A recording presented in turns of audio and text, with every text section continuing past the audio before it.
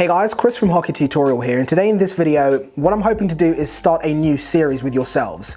What I'm going to be doing is looking at top spec skates, in this case the AS3 Pros, and the two models of skates below them to essentially tell you what the difference is. Because if you look at the AS3 Pros, and you look at the AS3s, which are one model below, the price difference is roughly, give or take, £100 or $100. And then when you look at the AS3s and the model of skate below them, the 9380s, again, the price difference is roughly about £100 or $100, give or take, depending on where you shop and pick them up. Now, when you see these skates priced differently, what is the difference between them? I'm hoping to make this a new series where we look at other skates from also other manufacturers and maybe even sticks. If you'd like to see us do that, comment down below and tell me which ones you want me to look at next. But in this video, I'm going to be showing you the difference from the 9380s all the way up to the AS3 Pros and covering what's changed and hopefully highlighting which players should be considering picking up either of these skates. And before we get into the video, don't forget to thumbs up and also subscribe so you can stay up to date with all of the videos that we post.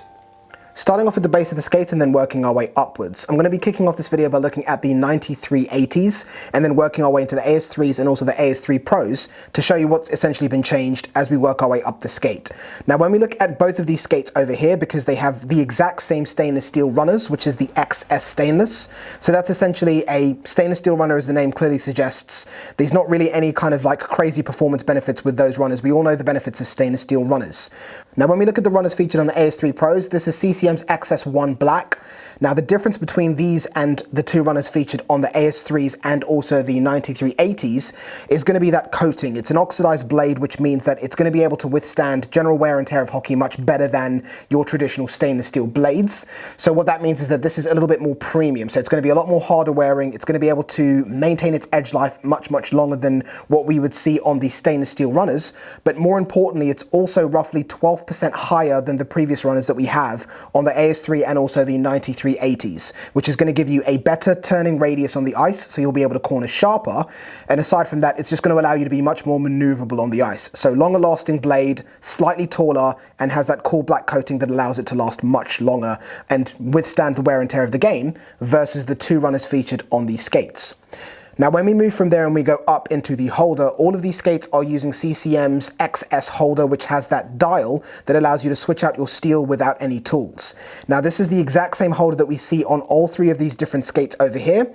So there's not really anything that we need to discuss in terms of what's different across these three different ranges over here. Now, when we move our way up into where traditionally an outsole of the skates would be, this is where there's a major amount of differences as we look across all of these different skates over here. The differences between these two over here is a little bit more low key, and it's one that I would have probably missed had I not looked at the skates from the base a little more closely. But I'll start off with this over here with the 9380s. This features a outsole because this particular level of skate is aimed at a level that doesn't require the skate to have that one-piece construction, which we'll touch on as we move on to the other skates that we're taking a look at in this video. Now, when we take a look at the outsole featured on these skates, CCM are using a dual-injected TPU outsole. Now, this does have the vents or exhaust system that we'd see at the bottom to allow any excess heat and moisture to exit the skate, but this is not going to be using that one-piece boot frame that we would see as you go higher up into CCM's skate models. But what you could expect to get out of this is it's still going to be lightweight, it's still going to have a stiff and rigid design to allow any movement or motion to be translated directly onto the blade, but it's not going to be anywhere near as responsive and reactive as a one-piece boot frame, which we see featured on the AS3 and also the AS3 Pro. Now, when we look at the same area of the skate featured on the AS3, you'll notice that this is indeed the one-piece boot frame that CCM hypes with all due respect, because it does have significant performance benefits when you compare it to a traditional skate construction, a two-piece, in other words.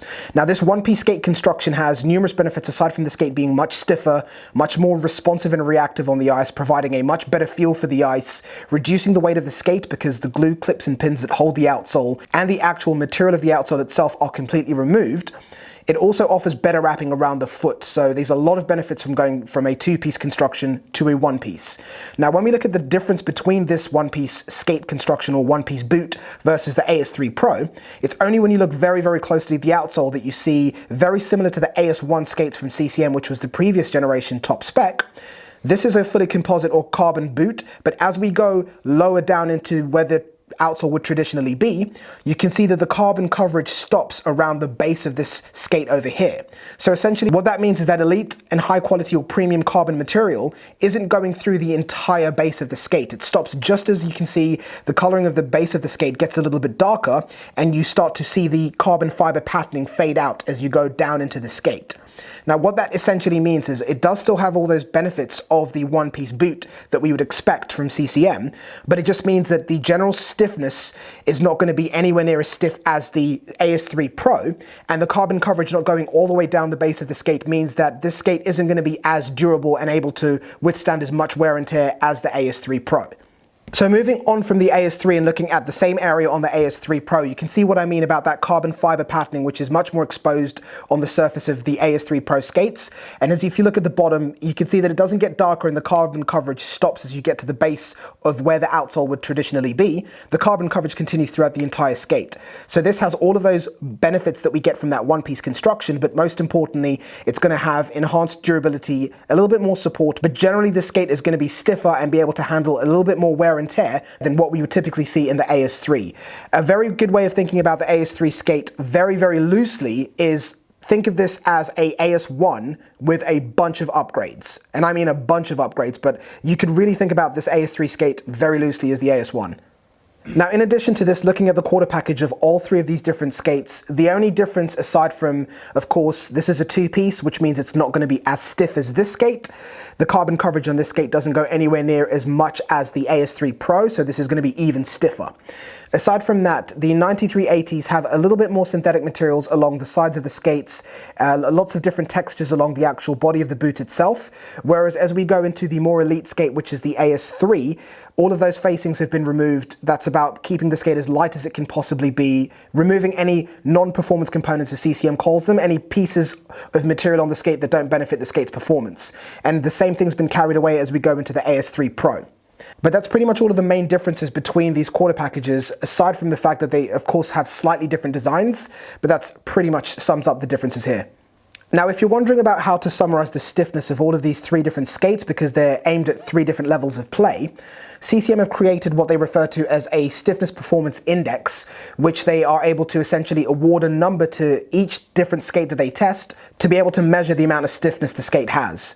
The 9380s have a stiffness of 175. When we go to the AS3s, these are sitting at 190.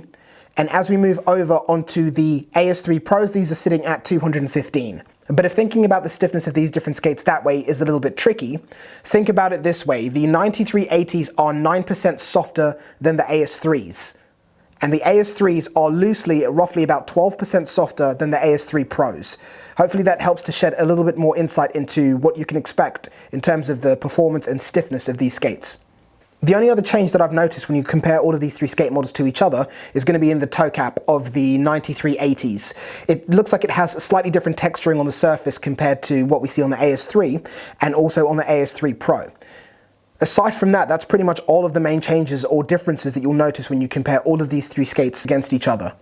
Now, when we look at some of the names that are used to describe the construction of the quarter package in terms of the materials, from the 9380s all the way up to the AS3 Pros, what we're sitting on over here is what CCM refers to as a lightweight RFM composite material to construct the 9380s. Now remember, these are of course softer, and as we move up into the AS3 Pros, what CCM are using over here is an FRM composite lightweight material to be able to construct the quarter package of these particular skates, which are going to be roughly 9% stiffer than what we see in the 9380s. Now when we move from there onto the AS3 Pros, which is the elite level skate that CCM manufactures in this range, CCM are using what they refer to as premium composite materials to be able to create this one-piece construction over here, and this is roughly 12% stiffer than what we would see in these AS3 skates over here when we compare the AS3s to the AS3 Pros.